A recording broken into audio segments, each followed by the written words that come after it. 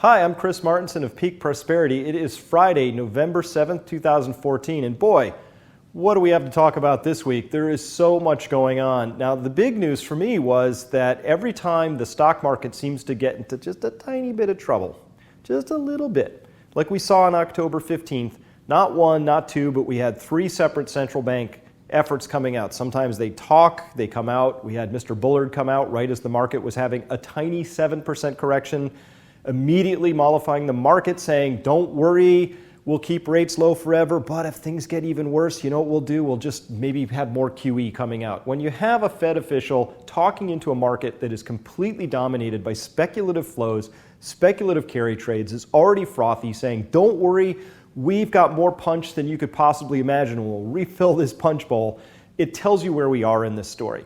Now, the Federal Reserve officials in the US have been doing it. We've been seeing the European officials doing it. But boy, last week, a week ago, Friday, October 31st, we had the biggie. We had Kuroda, the governor of the Bank of Japan, come out and surprise everybody in a move that was specifically designed to move the markets. The central banks are no longer even pretending that they're doing anything other than moving the markets. And what did he do? He announced a vast expansion of the central bank purchase program. The Bank of Japan is now going to be buying more than 100% of all the new issuances of government bonds that are being issued by the Japanese government. And oh, by the way, they're issuing a lot of them because their tax receipts are barely 50% of their expenditures at this point. This is just a mathematical nightmare. And they went even further and they said, oh yeah, we're actually going to be buying more stock indexes in the Japanese Nikkei specifically. The central bank is saying we're buying stocks. So we got your back here. What happened? The yen tanked, the stock market went up. We've sifted through the data a little bit and guess what? The extremely wealthy in Japan just got wealthier. Everybody else in Japan who needs food or fuel or those things that the central bankers don't seem to think are that important because they exclude them from their inflation measures when necessary, they just all got a lot poorer. And here's the part of the story that I just wrote about in this big two-parter that people need to understand. This deliberate act of policy is nothing more than taking money from pocket A and putting it in pocket B.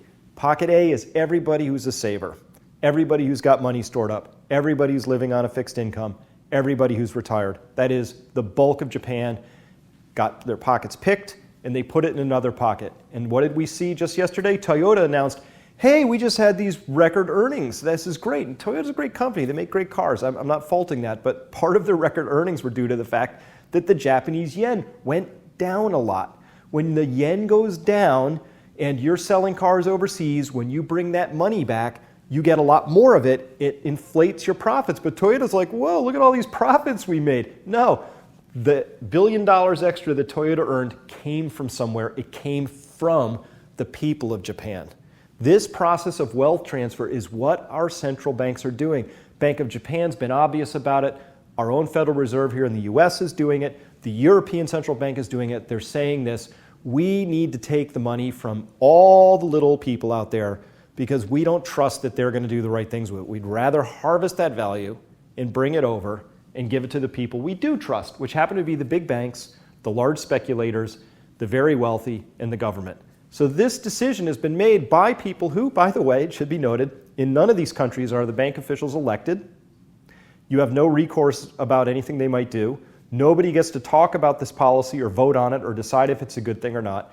Your and my future is being decided by literally about 36 people across the world who make these sorts of decisions. And that's the world that's going on. So that's what we're talking about this week at Peak Prosperity. There's a lot of other stuff going on. In fact, it's coming on so fast and furious, it's almost time to forget about what Japan did because there's new things happening so rapidly. But this new two-parter I've got out on this black swan, which I think is Japan, which, by the way, Japan is just a math nightmare waiting to happen. They are a math problem. There is no way out for them. And so what are they doing? They're just digging deeper and transferring money to the people who actually are the owners of the banking system. So that's kind of the story, and it's really important to understand how and why that's happening, because if you don't know what's happening, there's no possible way that you can avoid the consequences of these particular programs. And maybe we can't completely avoid them anyway, but at least we have a shot at it. So I'm Chris Martenson. Please join me at Peak Prosperity, and we'll see you next week.